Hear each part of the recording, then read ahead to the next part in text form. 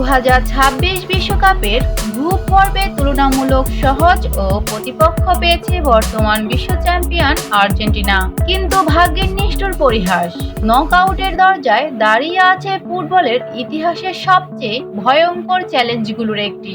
Group জেতে আর্জেন্টিনার প্রতিপক্ষ আলজেরিয়া, অস্ট্রিয়া ও জর্ডান। কাগজে কলমে তিন দলকেই তুলনামূলক দুর্বল ধরা হলেও আত্মতুষ্টির কোনো জায়গায় নেই স্কলানি দলে।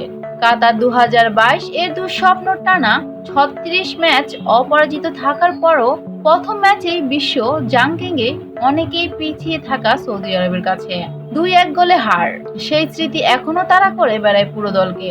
গ্রুপ চ্যাম্পিয়ন হলেও 3 জুলাই মায়ামির হার্ড রক স্টেডিয়ামের মুখোমুখি হতে পারে গ্রুপ এইচ এর রানার্স আপের।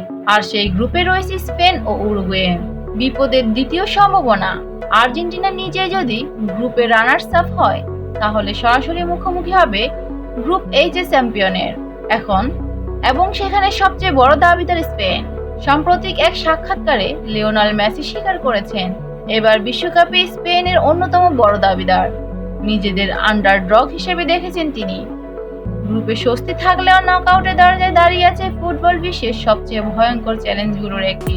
2026 বিশ্বকাপে আর্জেন্টিনার মিশন মোটেও সহজ নয়।